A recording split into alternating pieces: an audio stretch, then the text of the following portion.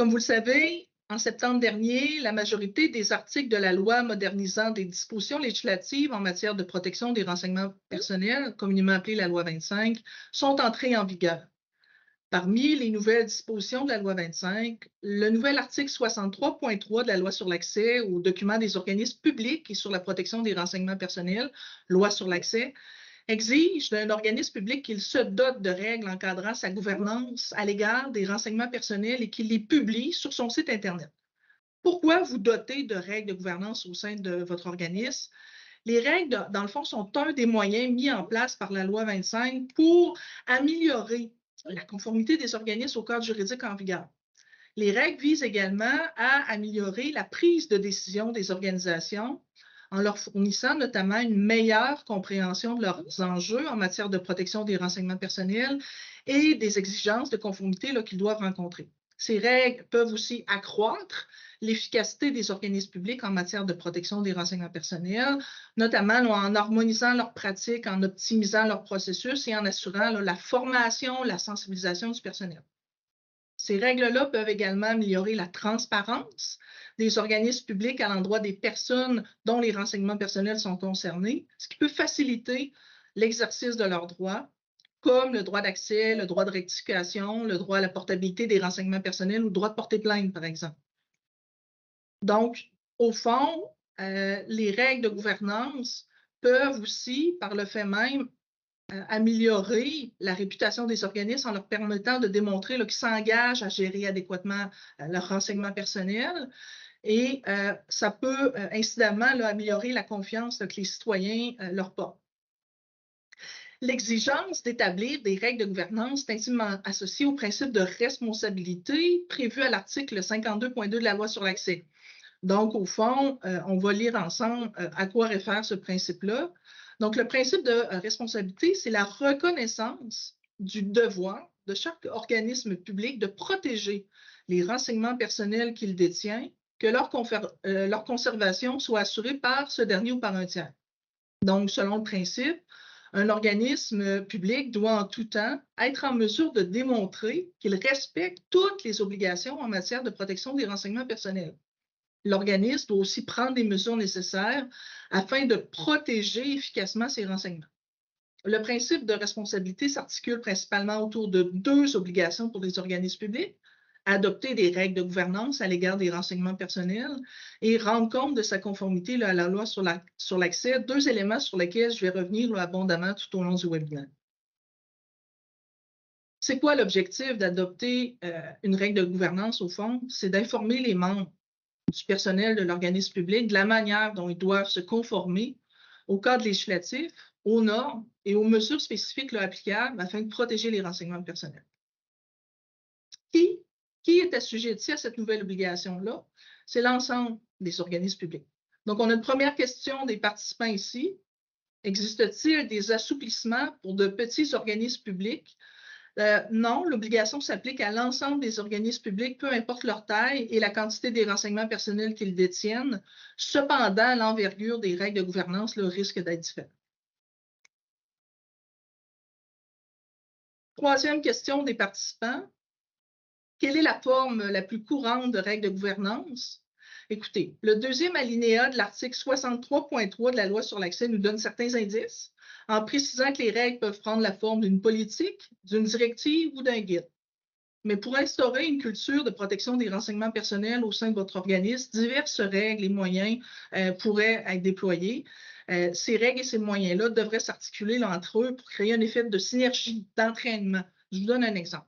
Donc, vous pourriez élaborer une politique de protection des renseignements personnels, une règle qui est dite plus structurelle, qui constitue le socle de votre gouvernance. Ce genre de document va présenter normalement la vision des autorités, les orientations et les objectifs de l'organisme en matière de protection des renseignements personnels. Les principes directeurs, par exemple, les principaux rôles et les responsabilités des acteurs impliqués. Je vais y revenir un peu plus loin au cours du webinaire.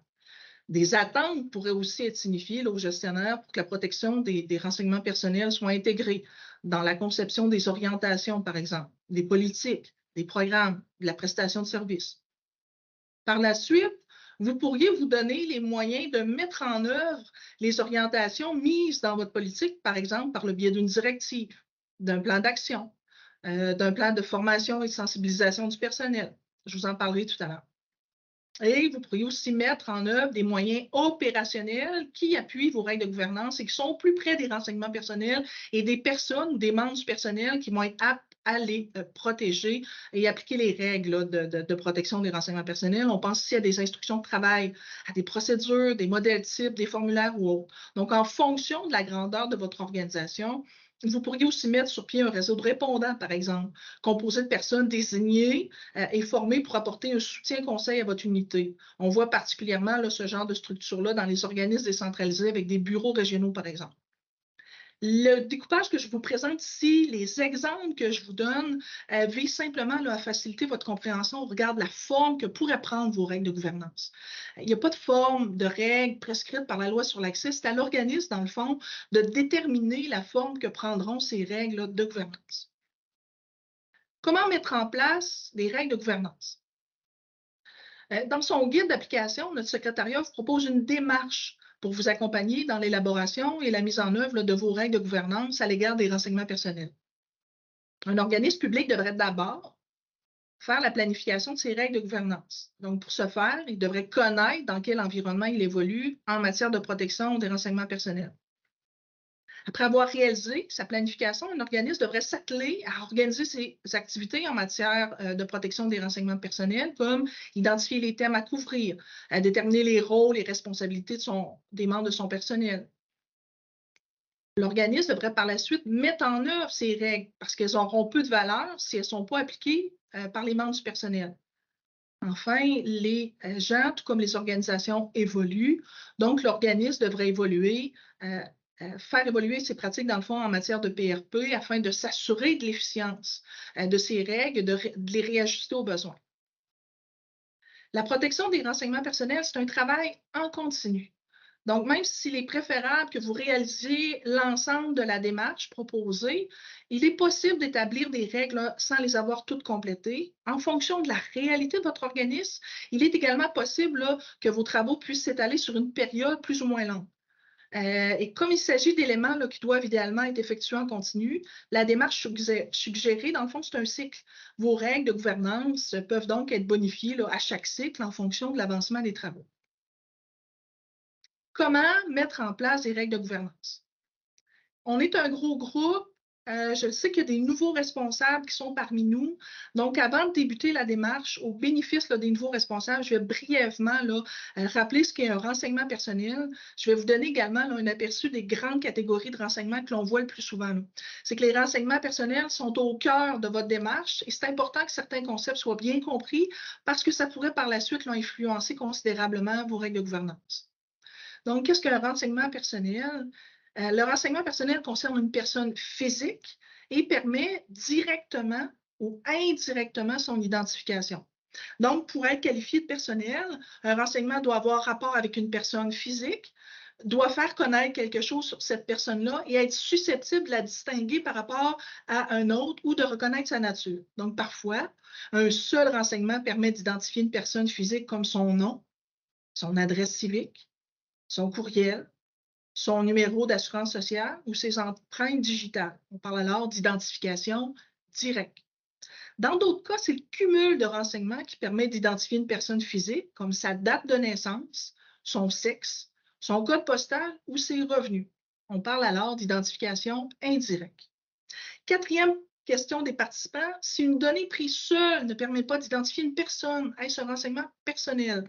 Écoutez, a priori, non, puisqu'elle ne respecte pas les conditions de ce qui constitue un renseignement personnel. Par exemple, un nom de famille très populaire dans une région donnée, comme Tremblay au Saguenay, pris seul, n'est pas un renseignement personnel puisqu'il ne permet pas d'identifier une personne en particulier. Je vous invite toutefois à faire preuve de prudence parce qu'il y a des risques de réidentification, par exemple, si on a plusieurs jeux de données en circulation. Rappelez-vous, le cumul de renseignements personnels peut permettre d'identifier une personne physique. Donc, les renseignements personnels sont confidentiels, sauf dans les cas prévus par la loi. Il y a différentes catégories de renseignements personnels. Il y a des renseignements personnels sur les caractéristiques physiques d'une personne, par exemple, comme son sexe ou son genre. Vous avez des renseignements d'identification attribués à une personne, par exemple, par un organisme public comme son numéro d'assurance maladie.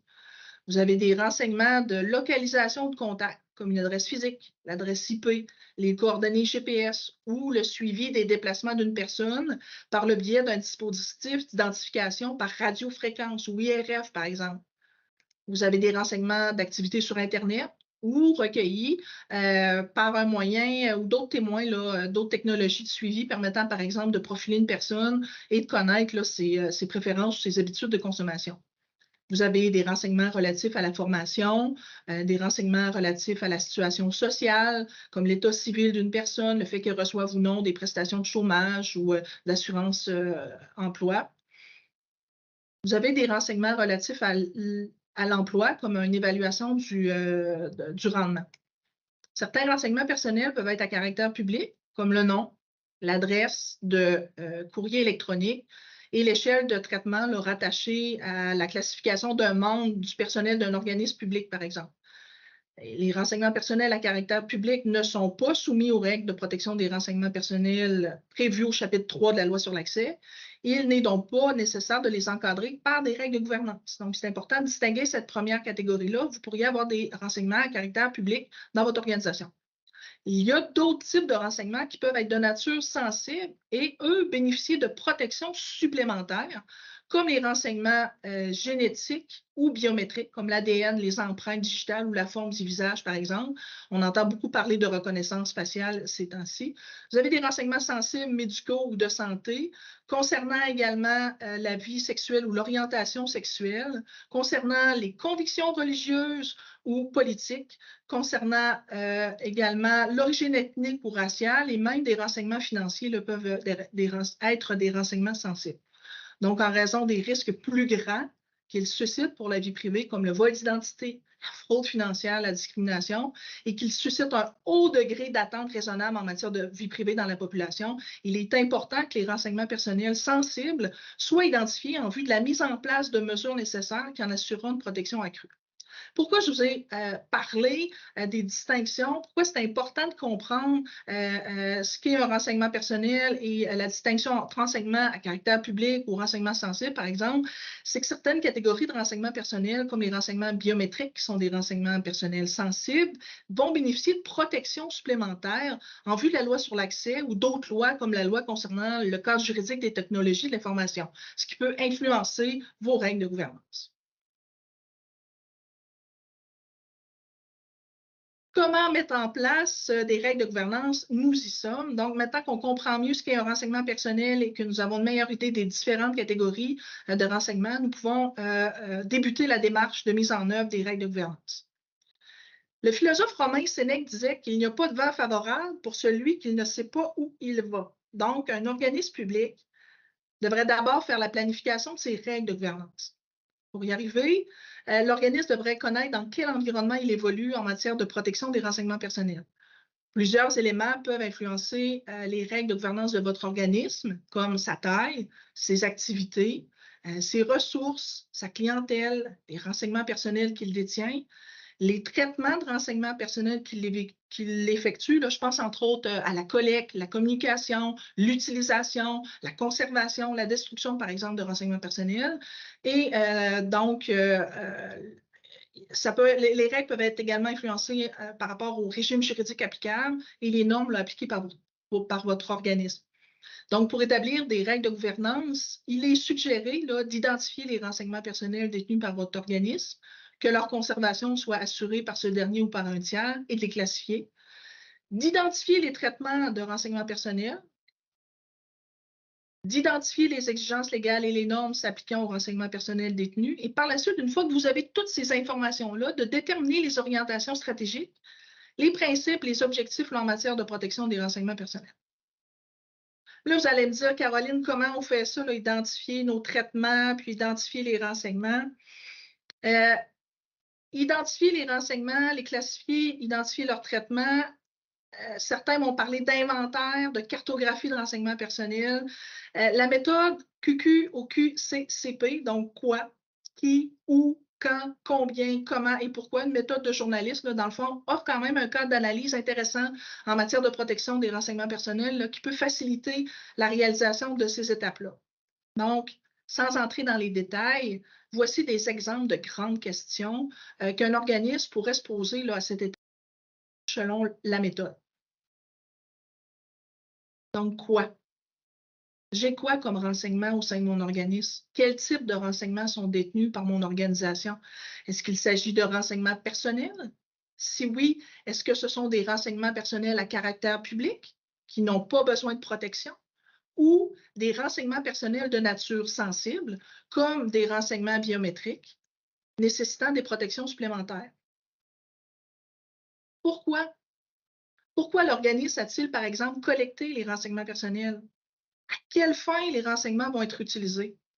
À ce moment-là de l'analyse, un organisme pourrait constater, par exemple, si les collectes qu'il a effectuées étaient nécessaires à l'exercice de ses attributions ou si les renseignements personnels lui sont toujours là nécessaires. Ensuite, demandons-nous qui sont les personnes concernées par les renseignements. S'agit-il de personnes majeures, aptes à consentir, ou des mineurs, auquel cas les règles encadrant les renseignements personnels vont être différentes? Qui ou quelles personnes ont accès aux renseignements personnels? Est-ce que ce sont des personnes qui travaillent au sein de l'organisme ou des tiers? À qui les renseignements personnels seront communiqués? Qui en est responsable? Ensuite, les renseignements personnels détenus par l'organisme concernent combien de personnes? Des dizaines? Des centaines? Des milliers? Des millions? Ou les renseignements seront répartis et conservés au sein ou à l'extérieur de l'organisation? Dans quel pays ou quel État les renseignements personnels seront conservés ou communiqués? Au Québec ou à l'extérieur du Québec? Comment les renseignements personnels seront collectés, utilisés, communiqués? Comment ou sur quel support les renseignements personnels seront conservés ou détruits, anonymisés? Quand les renseignements personnels devraient-ils être détruits? Donc, je viens de vous présenter un échantillon seulement là, de questions qu'on peut se poser à ces étapes-là de la démarche.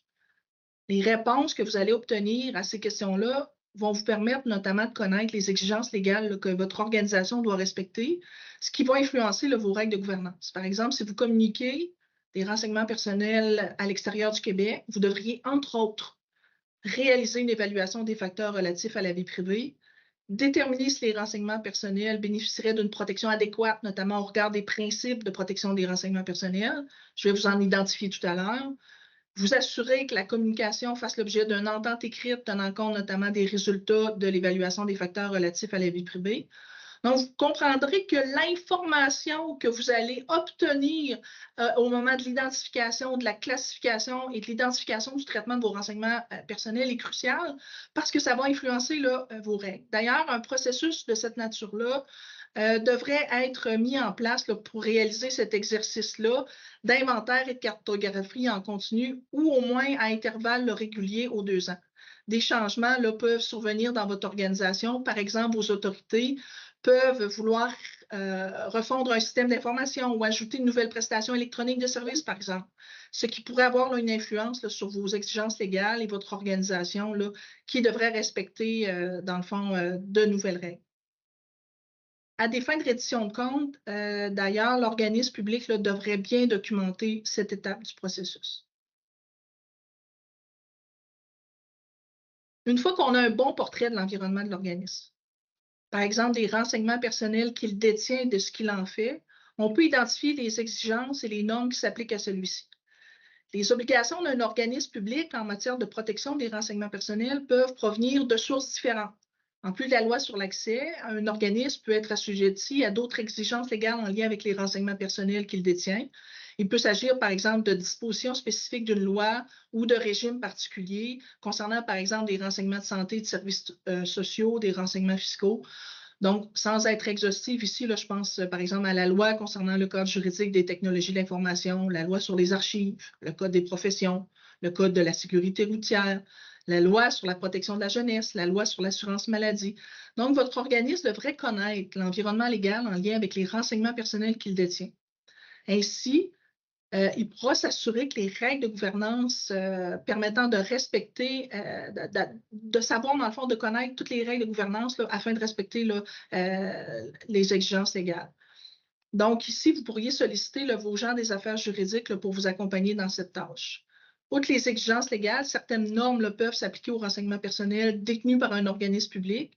Vous devriez également identifier ces normes afin d'en tenir compte là, dans l'élaboration de vos règles de gouvernance.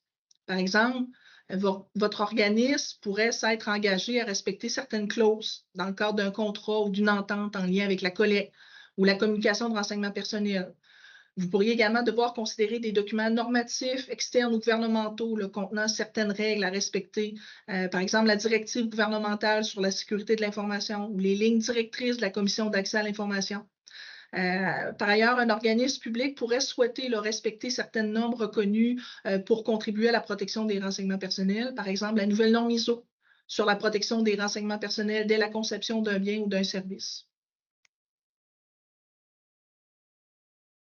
Donc, une fois que vous avez réalisé les démarches qui vont vous permettre de mieux comprendre l'environnement et les obligations de votre organisation, vous devriez déterminer les orientations stratégiques, les principes, les objectifs sur lesquels votre organisme va s'appuyer en matière de protection des renseignements personnels. Un exercice comme ça pourrait se faire sous la responsabilité, par exemple, du comité sur l'accès à l'information et la protection des renseignements personnels. Si vous n'êtes pas assujetti à cette obligation-là, il est quand même nécessaire de solliciter la participation de tous les intervenants là, qui peuvent être concernés par la protection des renseignements personnels. Les orientations stratégiques et les objectifs de l'organisme public sont en lien généralement avec sa mission et les grands principes directeurs là, en lien avec la protection des renseignements personnels. À titre d'exemple, pensons au principe de limitation de la collecte, qui prévoit notamment qu'un organisme public doit recueillir uniquement les renseignements nécessaires à l'exercice de ses attributions ou à la mise en œuvre d'un programme là, dont il a la gestion. On peut penser au principe de consentement, qui prévoit que les personnes doivent être adéquatement informées des fins déterminées, par exemple, d'une collecte et y consentir librement à moins d'exceptions. À la transparence, qui prévoit que les organisations doivent fournir les informations pertinentes aux personnes concernées au moment de la collecte ou diffuser des informations claires, par exemple, sur leurs règles de gouvernance. Donc, j'ai mis à l'écran quelques principes, mais la liste, évidemment, n'est pas exhaustive. Là. Vous pouvez, entre autres, vous inspirer là, des lignes directrices régissant la protection de la vie privée et les flux transfrontières des données à caractère personnel de l'OCDE. Ces lignes-là prévoient 8 principes là, qui sont pris en compte dans plusieurs législations en matière de protection des renseignements personnels à travers le monde, dont la législation québécoise. Donc, ces éléments-là, vos orientations, vos principes, vos objectifs se retrouveront dans votre politique en matière de protection des renseignements personnels. La politique de protection ou de gestion ou le cadre de gouvernance en matière de protection des renseignements personnels, c'est un document qui est important pour un organisme public. Il va lui permettre de décrire ses engagements en la matière. De cette politique-là découlent normalement d'autres documents comme des directives, des guides qui vont permettre de mieux définir les règles et les processus à respecter par les membres du personnel de l'organisme public en matière de protection des renseignements personnels. La politique devra aussi préciser à haut niveau là, les rôles, les principaux rôles et responsabilités des acteurs qui ont un rôle à jouer en matière là, de protection des renseignements personnels. Donc, les rôles et responsabilités des différents acteurs au sein de l'organisme public doivent être mentionnés dans différents documents qui vont constituer les règles de gouvernance de l'organisme. À ce moment-là, les rôles devront être plus détaillés que ceux que vous allez mentionner, évidemment, là, dans votre politique en matière de protection des renseignements personnels. La loi sur l'accès va attribuer d'office des responsabilités à la personne qui a la plus haute autorité au sein de l'organisme, au comité sur l'accès à l'information et la protection des renseignements personnels et aux responsables de la protection des renseignements personnels. Notre secrétariat a préparé là, des contenus web sur ces fonctions auxquels vous pourrez vous y référer.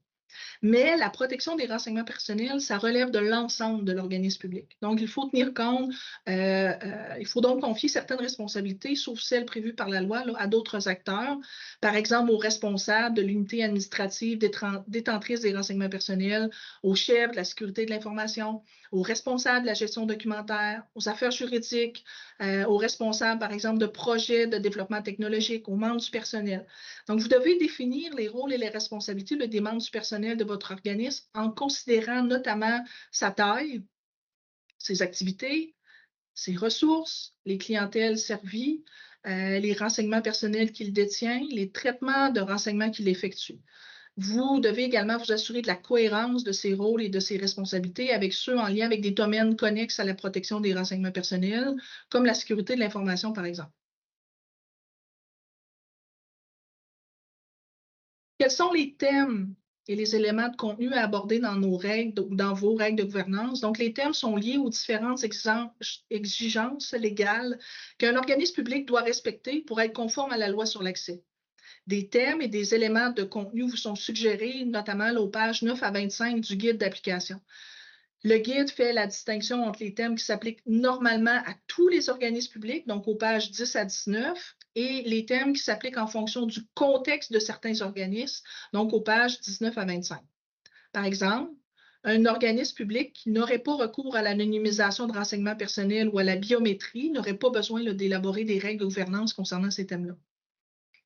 Vos règles de gouvernance doivent minimalement régir la collecte, l'utilisation, la communication, la conservation, la destruction des renseignements personnels et d'autres thèmes communs. Donc, à titre indicatif, je vais maintenant vous donner quelques exemples de thèmes et d'éléments de contenu s'appliquant normalement à tous les organismes publics. Il s'agit simplement d'un aperçu du guide d'application. Vous pourrez vous y référer. Par exemple, en matière de collecte, est-ce qu'un document explique à votre personnel comment évaluer la nécessité d'une collecte de renseignements personnels? Est-ce qu'un aide à la tâche énumère aux membres du personnel les informations qu'ils doivent fournir aux personnes concernées au moment de la collecte de leurs renseignements personnels? Autre exemple, en matière de conservation, cette fois, un organisme public doit veiller à ce que les renseignements personnels qu'il conserve soient à jour, exacts et complets pour servir aux fins pour lesquelles ils sont recueillis ou utilisés. Donc, avez-vous, dans votre organisme, établi les délais de conservation et le calendrier de conservation conformément à la loi sur les archives? Avez-vous déterminé les mesures pour que les renseignements personnels soient à jour, exacts et complets pour servir aux fins pour lesquelles ils ont été recueillis ou utilisés? Il arrive parfois aussi qu'un organisme reçoive une demande de communication en vue de protéger une personne. Par exemple, s'il existe un motif raisonnable de croire qu'un risque sérieux de mort ou de blessure grave menace cette personne, est-ce que les conditions et les modalités suivant lesquelles les renseignements peuvent être communiqués sont connus par les membres de votre personnel?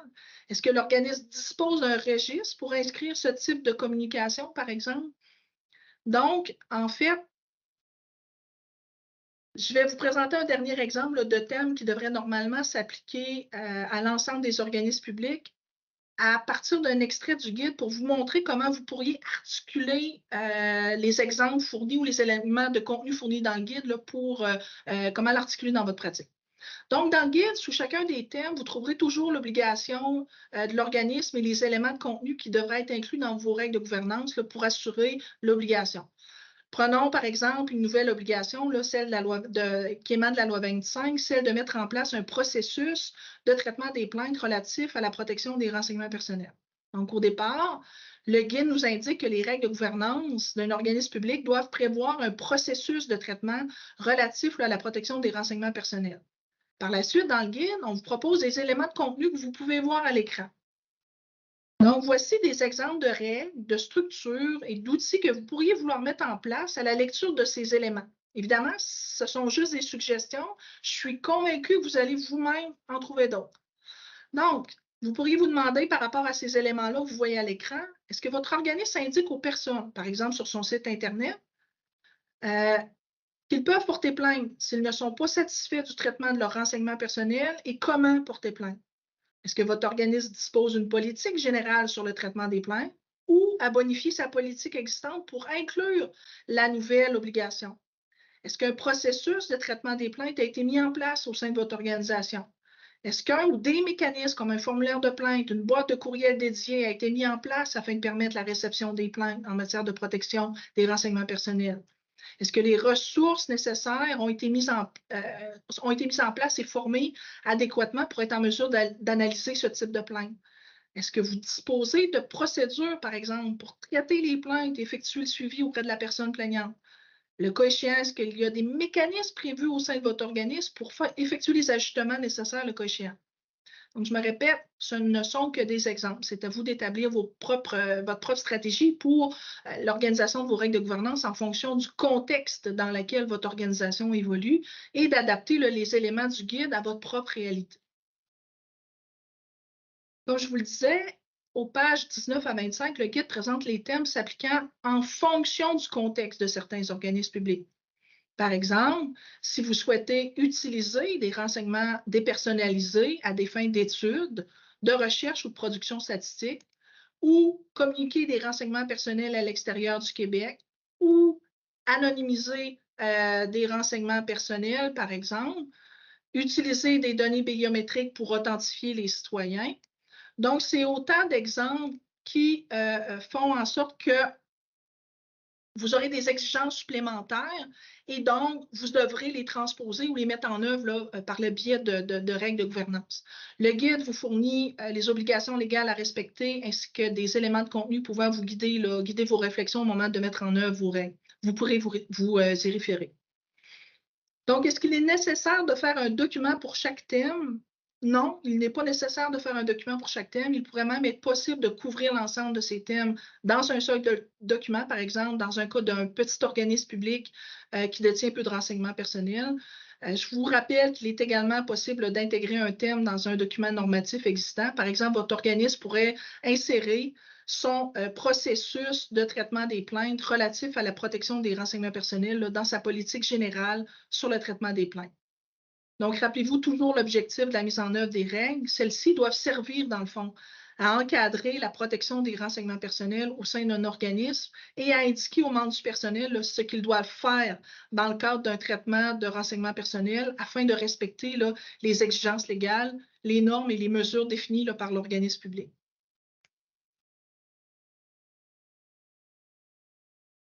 Voyons maintenant comment mettre en œuvre les règles de gouvernance. Vous pouvez rédiger d'excellentes règles de gouvernance, mais celles-ci auront peu de valeur là, si elles ne sont pas mises en œuvre adéquatement par les membres du personnel de votre organisme. Donc, tous les membres du personnel de l'organisme doivent adéquatement être formés là, en matière de protection des renseignements personnels.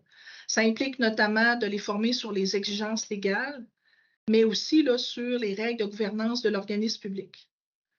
En effet, là, les membres du personnel doivent connaître leur rôle et leurs responsabilités pour assurer la protection des renseignements personnels.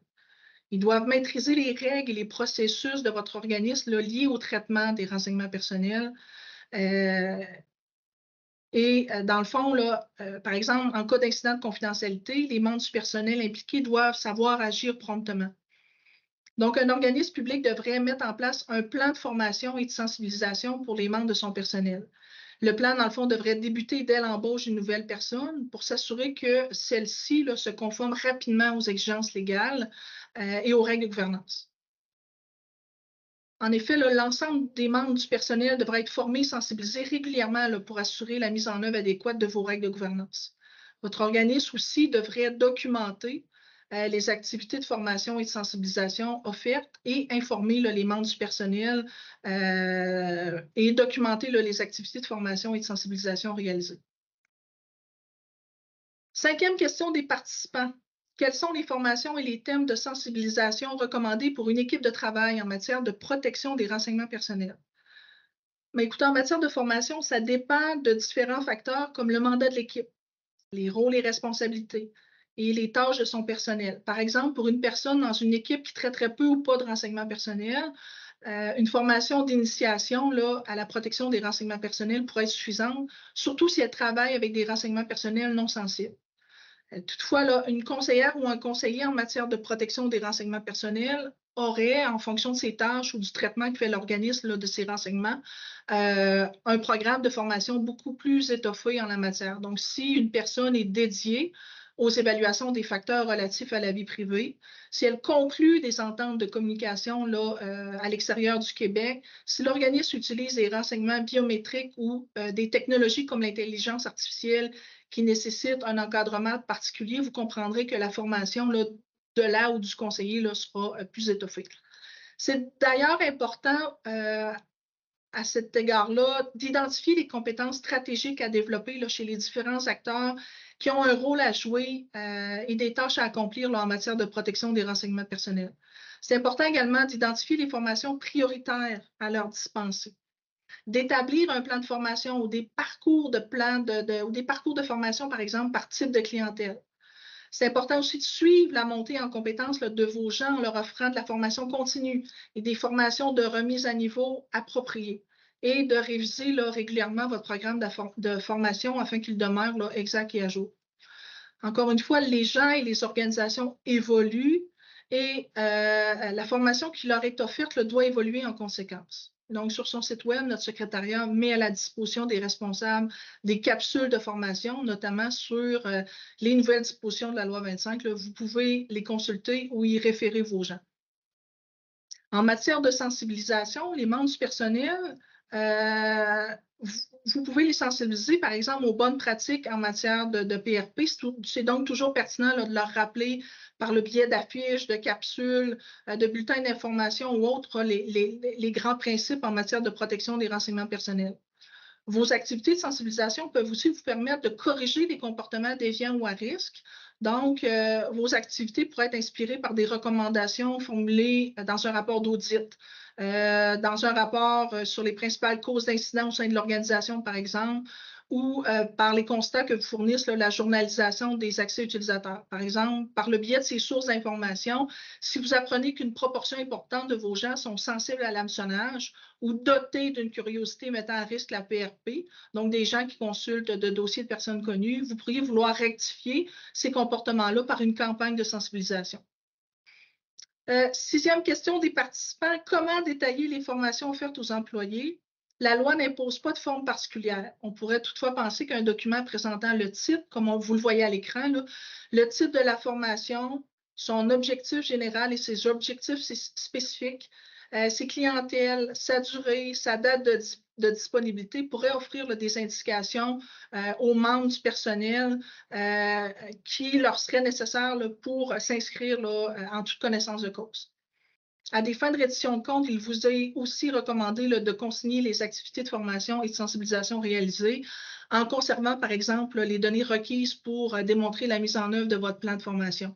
Ça peut être la date de l'activité à laquelle l'activité a lieu, la durée de l'activité, les personnes qui ont suivi les formations, les moyens utilisés pour les former, là, etc. En plus de former et de sensibiliser les membres là, de son personnel, un organisme public devrait s'assurer de bien les encadrer et leur fournir là, les outils nécessaires pour qu'ils puissent remplir là, adéquatement leurs responsabilités. On peut penser, par exemple, à une procédure ou à une aide à la tâche pour quelqu'un qui œuvre là, au service à la clientèle afin de procéder à l'authentification d'une personne qui veut obtenir là, des informations en lien avec son dossier personnel. Les membres du personnel doivent également être outillés là, pour bien exercer leurs fonctions. Si par exemple une personne a la responsabilité là, de mettre en place des mesures de sécurité pour assurer la protection des renseignements personnels, celle-ci devrait être outillée là, pour exercer pleinement sa responsabilité. Donc l'organisme devrait lui fournir là, les outils technologiques appropriés. Septième question des participants. Les employés devront-ils signer un formulaire? Écoutez, certains organismes font signer des engagements à la confidentialité, d'autres définissent clairement les rôles et responsabilités là, des membres du personnel en matière de protection des renseignements personnels dans leur description de poste. D'autres ont des attentes signifiées et informent leur personnel là, des conséquences de manquement aux règles. Il revient à chaque organisme, dans le fond, de prévoir son fonctionnement en cette matière.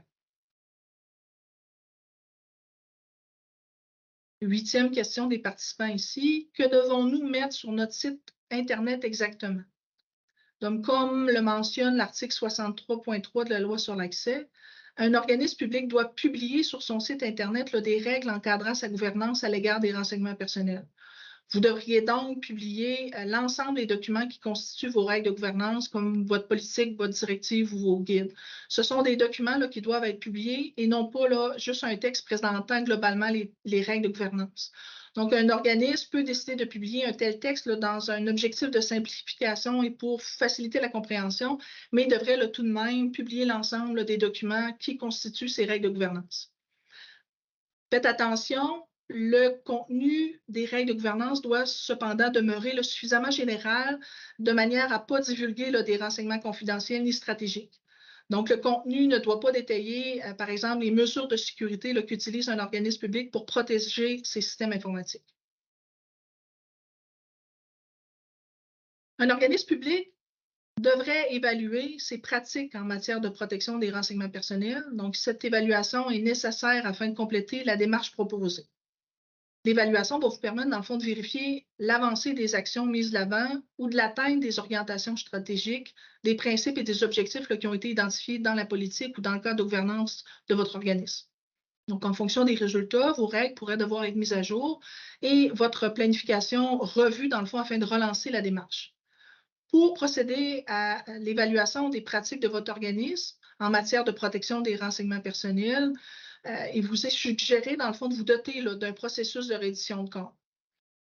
À partir de ce processus-là, vous pourrez obtenir les informations clés là, pour planifier les ajustements à effectuer ou pour améliorer la protection des renseignements personnels au sein de votre organisation. Par exemple, dans un organisme, on pourrait faire un suivi au comité sur l'accès à l'information et la protection des renseignements personnels des incidents de confidentialité qui présentent un risque de préjudice sérieux, des plaintes, par exemple, retenues en lien avec la protection des renseignements personnels, des inspections et des enquêtes effectuées par la Commission d'accès à l'information, par exemple, des risques relevés en lien avec la protection des renseignements personnels. Votre organisme devrait aussi se doter d'un processus pour évaluer son niveau de protection de manière proactive. Donc, par exemple, si vous êtes responsable au sein d'une organisation d'une certaine taille, détenant de nombreux renseignements personnels dans le cadre de vos activités, vous pourriez réaliser ou faire réaliser un audit interne ou externe afin d'évaluer le niveau de protection des renseignements personnels au sein de l'organisme et réaliser ou obtenir un rapport de recommandation. Pour l'organisme public de plus petite taille et qui détient peu de renseignements personnels, il peut s'agir d'un processus de vérification qui pourrait être plus simple, effectué par le responsable de la protection des renseignements personnels. Donc, si vous êtes dans cette situation, vous pourriez, par exemple, vous développer un outil d'auto-évaluation des pratiques en matière de protection des renseignements personnels et vous pourriez procéder à une auto-évaluation annuellement. Mais la fréquence, évidemment, d'évaluation vous revient. Le processus et, le cas échéant, les rapports et les recommandations qui en découlent vont vous permettre de planifier, dans le fond, les ajustements effectués pour améliorer la protection des renseignements personnels. Donc, avant de répondre aux questions que vous avez soumises au moment de votre inscription, je vais reprendre brièvement les notions que nous avons vues et les intégrer dans un cas pratique. Si vous le voulez bien, prenons le cas du traitement des demandes d'accès ou de rectification de renseignements personnels.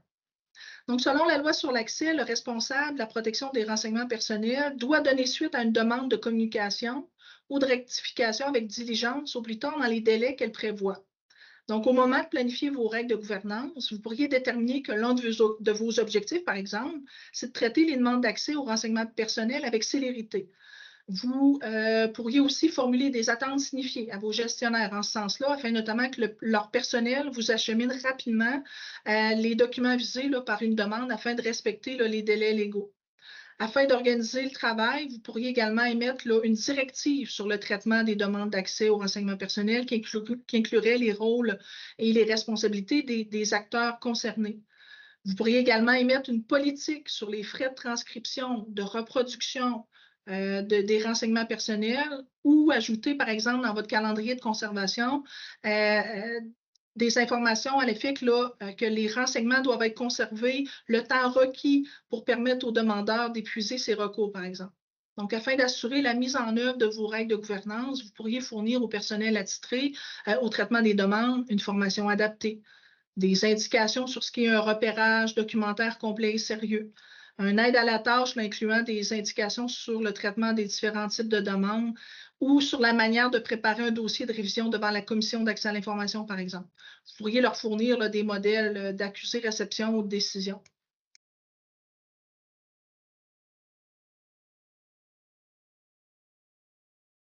C'est à vous, dans le fond, d'établir les règles de gouvernance qui sont propres là, à votre réalité. 9e question des participants. Les règles de gouvernance à l'égard des renseignements personnels peuvent-elles être incluses dans notre politique de confidentialité? Alors, bien que les deux documents là, doivent faire l'objet d'une diffusion sur le site web de l'organisme, la politique de confidentialité et les règles de gouvernance ont des objectifs qui sont différents. Donc, la portée des documents est distincte parce qu'ils n'ont pas, dans le fond, ils ne sont pas rédigés là, à l'intention du même public cible, ce qui va influencer leur contenu. Donc, la politique de confidentialité est à l'intention des citoyennes et des citoyens. Sa finalité, dans le fond, consiste à présenter les mesures de protection des renseignements personnels mises en place par un organisme public, notamment lors d'une collecte par un moyen technologique ou lors de la navigation sur son site web. Ce document fait notamment état là, des renseignements personnels collectés, des fins pour lesquelles les renseignements sont recueillis, des mesures de protection mises en place et des communications là, qui pourraient être effectuées. Quant aux règles de gouvernance, comme nous l'avons vu, là, leur objectif est davantage d'informer les membres du personnel d'un organisme public de la manière dont ils doivent se conformer au cadre législatif, aux normes et aux mesures là, spécifiques applicables à ces derniers afin de protéger les renseignements personnels. Donc, en plus de définir notamment les lignes directrices et les processus de traitement, vos règles, normalement, permettent d'établir les rôles et les responsabilités là, des intervenantes et des intervenants lors du traitement des demandes de renseignements personnels, qu'il s'agisse, par exemple, d'un incident de confidentialité ou de communication. Donc, notre secrétariat ne recommande pas d'inclure les règles de gouvernance dans la politique de confidentialité. Une telle pratique, pour nous, aurait notamment pour effet de complexifier la politique de confidentialité qui doit être rédigée en termes simples et clairs et risque de créer de la confusion entre la politique de confidentialité et les règles de gouvernance. 10e question des participants. Un règlement sera-t-il édicté en vue de l'article 63.3 de la loi sur l'accès? Pour le moment, il n'est pas prévu d'adopter un règlement sur le sujet. Notre secrétariat a élaboré là, un guide d'application concernant les règles encadrant la gouvernance à l'égard des renseignements personnels, comme je vous l'ai mentionné au début. Celui-ci a été déposé là, sur la page web du secrétariat intitulée « Outils en matière de protection des renseignements personnels ». 11e question des participants. Les règles de gouvernance mises de l'avant dans ce guide suivent-elles un cadre déjà établi et reconnu? Le guide d'application est le résultat de recherches et de travaux effectués par notre secrétariat. Il doit être donc considéré comme un document de soutien servant à alimenter la réflexion d'un organisme public dans l'élaboration de ces règles. Le guide n'est pas prescriptif ni exhaustif et son utilisation ne peut pas garantir la conformité à la loi. 12e question des participants. Serait-il possible de mettre à la disposition des ministères et des organismes des modèles de base de règles de gouvernance? Considérant les disparités de réalité existantes là, entre les organismes publics et le fait que les règles de gouvernance doivent être adaptées à la réalité de chaque organisme public, il est difficile là, de concevoir des modèles qui seraient pertinents pour être utilisés là, par les organismes publics. Donc, au fond, il est important que chaque organisme fasse l'exercice de mettre en œuvre ces règles qui lui sont propres en fonction de son contexte là, dans lequel il évolue. Rappelez-vous les avantages de mettre en place des règles de gouvernance. Celles-ci peuvent améliorer votre prise de décision en vous fournissant notamment une meilleure compréhension de vos enjeux en matière de protection des renseignements personnels. Celles-ci peuvent également accroître l'efficacité de votre organisme, notamment en harmonisant ses pratiques et ses processus. Donc, étant donné que les règles de gouvernance doivent être publiées sur le site Internet d'un organisme public, vous pourriez vous inspirer de ce qui a été fait là, par d'autres organismes jusqu'à maintenant en fonction de leur taille et leur mission, mais assurez-vous toujours que vos règles de gouvernance soient propres à votre organisme en fonction du contexte dans lequel il évolue. Je suis consciente que certains des thèmes présentés aujourd'hui sont plus complexes que d'autres. Donc, dans la section « Protection des renseignements personnels » de son site web, là, notre secrétariat met à votre disposition des outils et des contenus pouvant faciliter votre compréhension là, au regard de vos obligations. Je vous ai mis à l'écran l'URL conduisant à la section. Là, je vous invite à l'ajouter dans vos favoris. Je vous garantis là, que vous ne pourrez plus vous en passer. Donc, 13e question des participants. Quelle est la meilleure stratégie pour concilier et arrimer les secteurs de la sécurité de l'information et ceux de la PRP dans les organisations pour s'assurer du respect de la loi 25, notamment là, lors de la communication de données numériques? Mais comme je le disais au début du webinaire, un organisme public peut mettre en place des règles de gouvernance qui impliquent également d'autres domaines connexes à la protection des renseignements personnels, comme la sécurité de l'information, la gestion documentaire ou l'éthique. D'ailleurs, la démarche qui vous est suggérée ne devrait pas être réalisée en vase clos par la personne des renseignements personnels et son équipe. Il s'agit d'une responsabilité organisationnelle qui nécessite une approche multidisciplinaire qui devrait impliquer tous les intervenants concernés par la protection des renseignements personnels. Les règles de gouvernance peuvent donc prévoir des processus qui impliquent, par exemple, une collaboration entre le responsable de la protection des renseignements personnels et celui de la sécurité.